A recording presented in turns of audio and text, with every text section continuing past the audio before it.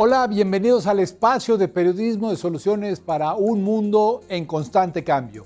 Yo soy Iván Carrillo y esto es Reporte Climático, donde semana a semana reflexionamos sobre el gran desafío de nuestros tiempos, la alteración del clima. Según encuestas, la mayoría de las personas vemos dicha problemática como un asunto urgente y estamos dispuestos a hacer algo al respecto.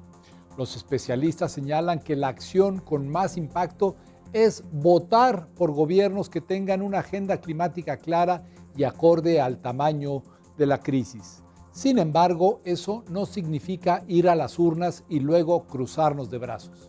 Por fortuna, podemos hacer algunos ajustes en nuestra vida diaria que al sumarse contribuyen a mitigar el cambio climático. Hoy hemos invitado a Laura Rosano, presidenta de la Red de Agroecología del Uruguay y coordinadora nacional de la iniciativa Slow Food. Vamos a conocerla al regreso de nuestro recorrido por las noticias climáticas del planeta.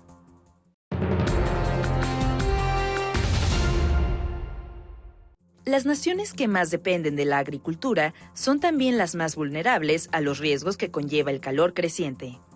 Ese es el caso de Paraguay, catalogado por el Banco de Desarrollo de América Latina como el país sudamericano con mayor vulnerabilidad climática, ya que entre el 30 y el 40% de su población rural vive en condiciones de pobreza y subsiste con el trabajo de la tierra. Tal nivel de exposición al cambio climático se ha agravado con la falta de acceso a servicios básicos, como el agua, el saneamiento y la energía eléctrica.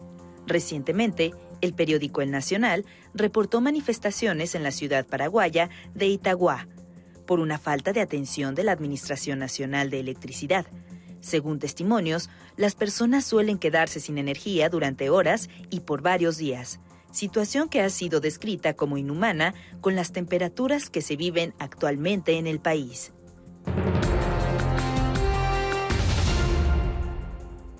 La Organización Mundial de la Salud calcula que en el año 2025, la mitad de la humanidad vivirá en zonas con escasez de agua. Ante dicho reto, una medida de adaptación podría encontrarse en los escarabajos del desierto de Namibia. Ahí, al final de la noche, y antes de que se forme la niebla, los escarabajos emergen de la arena y trepan por las dunas para situarse en la trayectoria de la humedad. Entonces inclinan su cuerpo hacia adelante, encarándola y atrapan el agua en su espalda. Lo hacen con unas alas delanteras endurecidas llamadas élitros, que cubren y protegen las traseras, utilizadas para volar. Las pequeñas gotas que contiene la niebla se acumulan y unen en gotas más grandes que con el efecto de la gravedad escurren por la superficie impermeable de los escarabajos hasta su boca. La composición química y la estructura de este material hidrófobo es de enorme interés científico por su posible beneficio para enfrentar las sequías.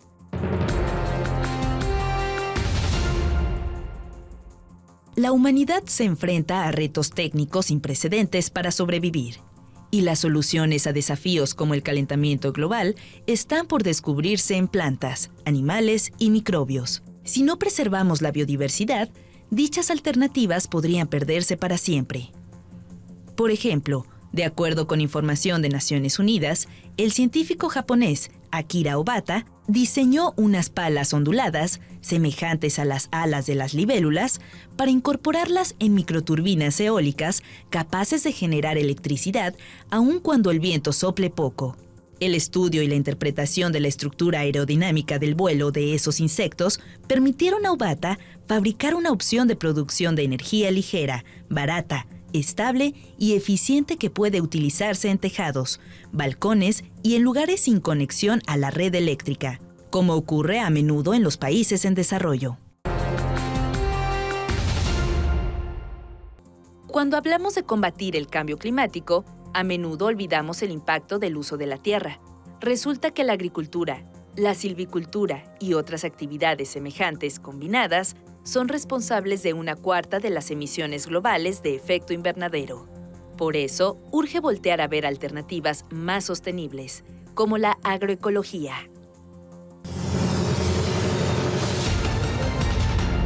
En los albores de la humanidad, las personas subsistíamos gracias a la caza y a la recolección de lo que ofrecía la naturaleza. Hace 12.000 años esta dinámica cambió con el origen de la agricultura y actualmente estamos muy lejos de producir los alimentos como lo hacían nuestros ancestros. Uruguay es un claro ejemplo de lo que nos ha sucedido. Bueno, Uruguay es un país productor de alimento, es un país de 3 millones de habitantes que tiene gran variedad de producción de alimentos, desde carne, lácteos, frutas y verduras, pero ha cambiado en estos 25 o 30 años la alimentaria y la agroindustria de producción de alimentos. Hemos pasado de producir alimentos a producir forraje o commodities, cambiando la matriz en una producción de soja transgénica y también de biocombustible. Las consecuencias no se han hecho esperar y son evidentes en lo que comemos. Eso ha afectado muchísimo el conseguir alimentos frescos y de precios más accesibles, pensando solamente en la exportación. Entonces hubo un gran cambio también en la cultura alimentaria de los uruguayos en estos últimos años. En esta crisis la gente como que empezó a pensar más en lo que consumía, de dónde venía el alimento, qué era lo que estaba llevando a la mesa, y ahí hubo como un vuelco en pensar más la forma de producir ese alimento en nuestro país. A pesar de esa reflexión, Laura Rosano opina que aún hace falta mucho trabajo de información y de educación alimentaria para que la gente vuelva a consumir comida local, estacional y sana como la que se produce en las chacras de Uruguay. A través de las dos organizaciones, tanto la Red de Agroecología como Slow Food, se ha empezado a trabajar mucho en el acceso al alimento de forma directa, en los mercados de cercanía, en las compras de canastas, en el abrir las chacras a los consumidores para que compraran directamente y no pasaran tanto tiempo en un supermercado o en una distribución de alimentos. Y además la agroecología no es tampoco solo un pensar de un tipo de producción, sino que también tiene toda una carga social, ¿no? Todo esto de que hablamos del arraigarse a la tierra, el quedarse en el lugar, el vender directo, el que los que trabajan ahí tengan una remuneración justa. Se ve todos esos aspectos, no solamente que el producir sin químicos. Se trabaja también mucho en todo lo que es la parte de educación y de las chacras abiertas, que la gente sepa cómo se planta, cómo se cosecha y cómo se comercializa ese alimento. Este boom de la agroecología se vio influenciado por la emergencia sanitaria de COVID-19 y se manifiesta especialmente en la población joven. Jóvenes están volviendo a la tierra y quieren tener tierra para poder cultivar de esta forma. Uruguay tiene un sistema de préstamos de tierras que se llama el Instituto de Colonización, que son tierras del Estado que se prestan a productores familiares para que se asienten en la tierra y puedan cultivar y producir. Y estos últimos años muchos jóvenes se han volcado a la tierra. En estos últimos 3 años, con el cambio de gobierno, el Instituto de Colonización tuvo un cambio de políticas y no está tan dirigido a los jóvenes, pero hay mucha demanda y eso significa que hay como una esperanza de que la agroecología vuelva a ser una forma de cultivo, porque era como se cultivaba antes y cómo la gente se asentaba antes en la tierra para producir, vivir y estar en comunidad también. La transición que nota e impulsa Laura Rosano conlleva además nuevas maneras de organizarse en torno a los alimentos. Los productores familiares siempre están en grupos de productores. Tenemos nosotros en la Red de Agroecología regionales que están en el territorio y se nuclean para comercializar, para hacer intercambio de saberes, para utilizar un sistema de certificación que se llama SPG, Sistema Participativo de Garantías, que garantiza al consumidor y garantiza a los demás productores una forma de producción limpia, agroecológica, y toda esta forma de nuclear grupos de productores, de nuclear consumidores a través de esos productores en mercados o en grupos de compra, fortalecen estos sistemas alimentarios que ya desde hace mucho tiempo la FAO lo pronosticó como la forma de alimentar el mundo. Sabemos que la forma esta de monocultivo industrializada, de tener la semilla como una patente propia y no que esté en manos de los productores, no ha dado resultado porque no es la falta de alimento por la que la gente pasa hambre, sino es por la distribución de esos alimentos y en qué manos están los alimentos. Entonces la agroecología la vemos como un sistema democrático y un sistema que puede llegar a producir comida y sustento a muchas personas.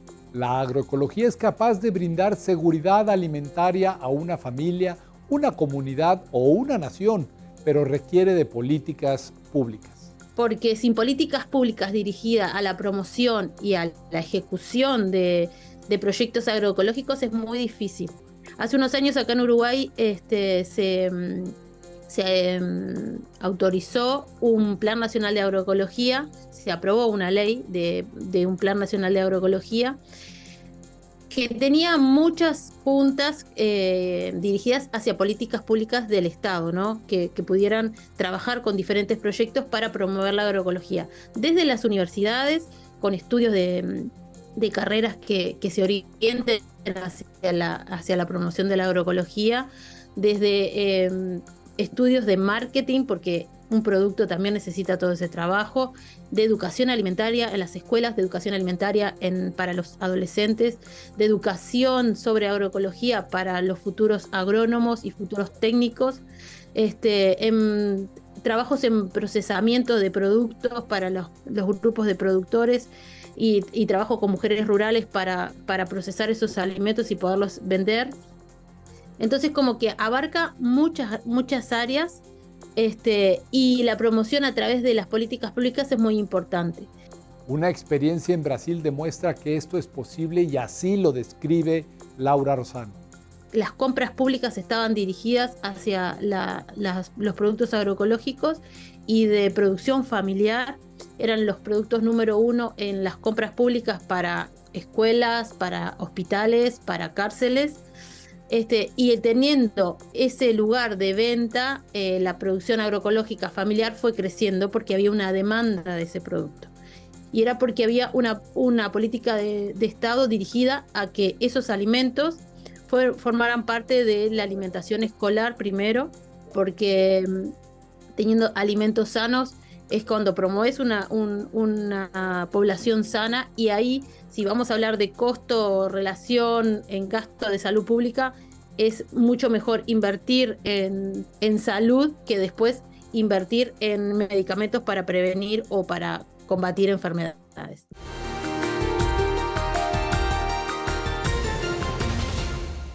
Observaciones del IPCC sugieren que tan solo en Europa, transitar hacia la agroecología significaría cortar las emisiones de carbono de la región en un 47%, sin afectar su seguridad alimentaria.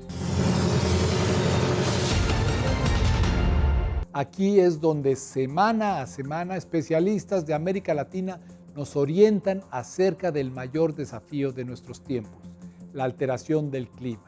Además de entender sus causas, identificamos las consecuencias del problema y profundizamos en las alternativas para adaptarnos y mitigarlo.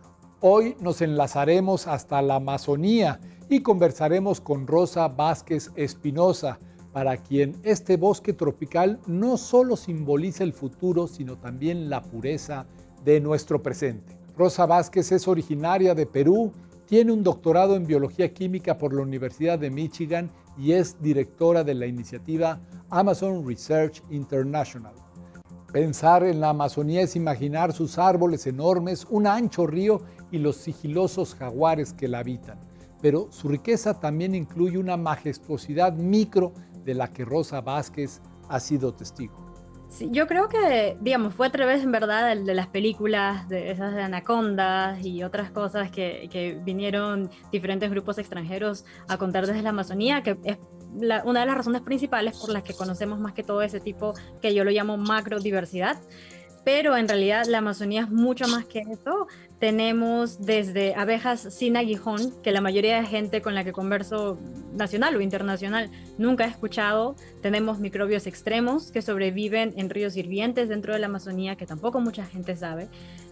Tenemos vida que literal no se ha reportado todavía en la ciencia, como por ejemplo vida que brilla en la noche, que tiene propiedades bioluminiscentes, que usualmente solo se reportan en ciertos lugares del mundo o cierto tipo de organismos, pero en la Amazonía yo he visto no solo desde hongos que potencialmente son nuevos para la ciencia, sino también hasta grillos que tienen la cabeza, que cuando le das ese tipo de luz UV brillan, que no se han reportado en otros lados. Y otro componente que a menudo pasa inadvertido es el conocimiento de sus pueblos, algunos de los cuales han optado por mantenerse en aislamiento voluntario.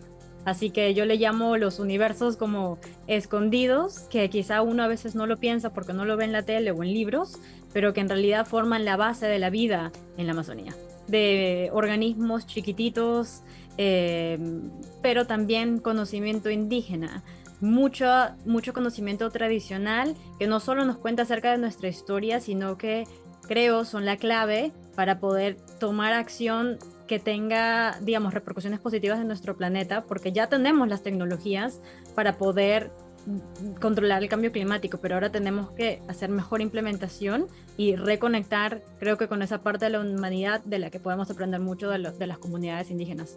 La propuesta de Rosa Vázquez es involucrar a más gente de la propia Amazonía que indague en eso que aún desconocemos. Yo creo que poquito a poquito se acerca más, pero creo que todavía hay muchas brechas de vacío, mucha falta de tener más gente nativa y joven liderando, y en realidad mucha creatividad, porque digamos, te doy un hecho que a mí la primera vez que lo escuché me volvió loca, por así decirlo.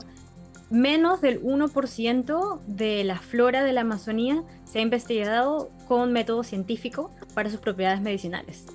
Las comunidades indígenas tienen acceso a toda esta farmacia natural, saben cómo utilizarla, se han desarrollado esos conocimientos y metodologías por tantos siglos y lo mantienen hasta cierto punto. Debemos hacer mejor trabajo incluso para proteger ese conocimiento, pero con el método científico menos del 1%. Y de ese menos de 1% han salido ya varias medicinas que se usan a nivel internacional.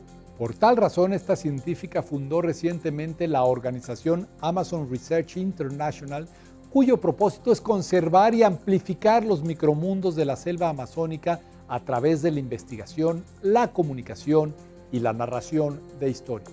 Nos hemos enfocado en 2 proyectos. El primero, que justo lo empezamos un poquito antes de que COVID arrancara, que era estudiar el río hirviente de la Amazonía. No sé si has escuchado de este río hirviente que está en Perú. Está ubicado en la parte central de la Amazonía, es más parte de mi familia, viene de la parte central de la Amazonía peruana.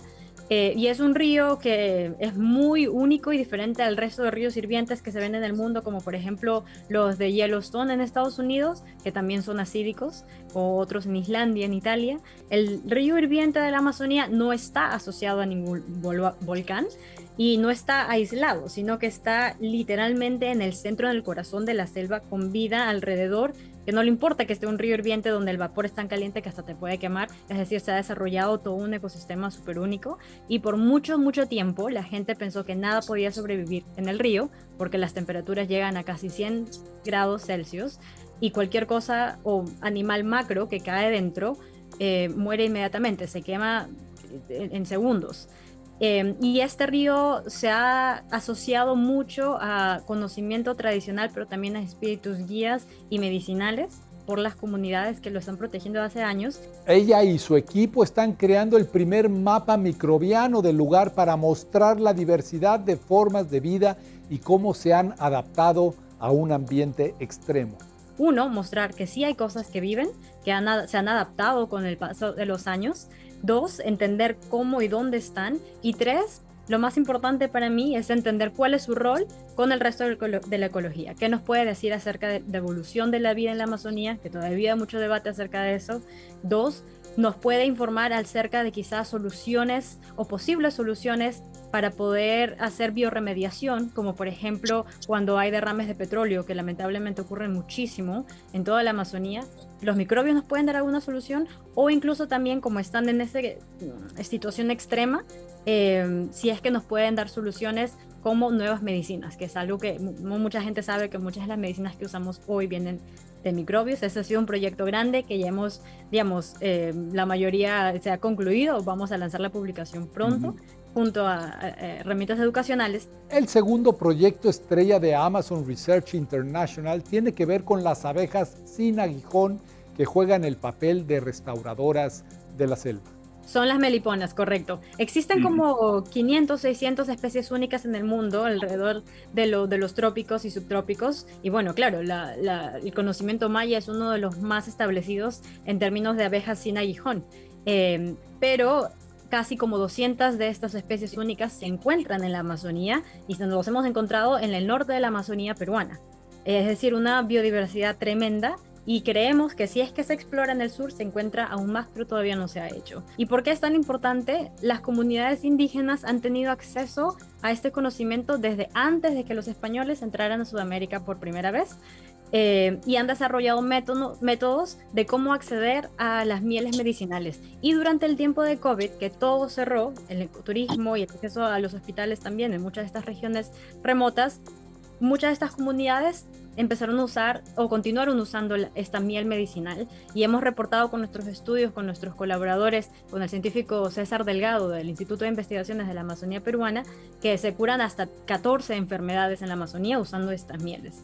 Con los resultados en mano, lo que hará el grupo a continuación es pugnar por esfuerzos más firmes para cuidar de la Amazonía. No ha habido ningún reporte en Perú acerca, digamos, por la parte científica, la parte de la química, si es que verdaderamente existen moléculas medicinales en esta miel. Así que eso es lo que estamos promocionando, empujando con nuestro trabajo, poder hacer los estudios por primera vez, pero no solo que se quede ahí, sino cómo llevamos esta parte de la ciencia a iniciativas de conservación. Entonces, colaborando con autoridades locales para poder implementarlo a nivel nacional y que se logre cambio positivo. Rosa Vázquez reconoce que está ante un reto enorme y que el primer paso es hacer coincidir ímpetus que han permanecido aislados. Que llevan haciendo este trabajo. Creo que han habido muchos grupos que han abarcado y han hecho excelente progreso y son grupos grandes, pero cuando hablamos, digamos, de comunidades pequeñas que son líderes y protectores de ecosistemas locales, yo creo que a veces estos grupos es difícil al cual acceder como organización nueva o como comunidad, digamos, pequeña. Y lo he vivido yo en carne propia y sé que muchas de las comunidades con las que trabajamos también tienen dificultades en acceder a fondos porque quizá se lleva. Entonces yo diría, uno, democratizar acceso a apoyo, que sí, se continúe trabajando con estas organizaciones grandes, pero facilita el acceso a organizaciones más pequeñas y a comunidades para que las voces indígenas locales puedan acceder a eso. Hay tanta gente que está haciendo trabajo espectacular, pero quizá uno por no saber inglés, o dos por no tener los contactos, o tres porque muchos de estos fondos a veces no están publicitados abiertamente, no logran avanzar más y tener cambio a nivel local. Así que yo diría, eso es lo que le pediría y creo que eso es una de las cosas que falta para que estas conversaciones a nivel grande no solo queden en conversaciones, sino se traigan ideas nuevas. Necesitamos voces nuevas para poder generar cambio. La reflexión final de nuestra invitada es imaginar el fin de la Amazonía y darnos cuenta de que la vida como la conocemos es imposible sin esta selva. Que empiezas tu día y no tienes café. Imagínate que pasa el día, no tienes tu postrecito de chocolate. Imagínate que pasa el día y no puedes tener acceso a carne para el almuerzo, o no tienes acceso a productos de cuero, ya sea chaquetas o bolsos, o no tienes acceso a ciertos tipos de perfumes, o es más, aún incluso más importante, no tienes acceso a ciertos tipos de medicina. Todo esto que he mencionado deriva de la Amazonía. Es decir, si no protegemos la Amazonía, y esto estoy hablando a nivel individual, personalmente todos nos vamos a afectar y nuestro día a día va a cambiar. A nivel global, la Amazonía representa una de las últimas posibles soluciones para poder regenerar, no solo desacelerar el cambio climático, sino regenerar para que tus nietos puedan todavía tener un poco de selva, puedan tener todavía un poco de aire fresco y libre de contaminantes. Así que yo diría, hazlo no solo para que tu día a día se mantenga, pero también piensa en esas generaciones que van a venir, que no van a tener esos privilegios que hemos tenido nosotros. Gracias por habernos acompañado hasta el final de este reporte climático. Yo soy Iván Carrillo y los espero la próxima semana con más periodismo de soluciones para un mundo en constante cambio.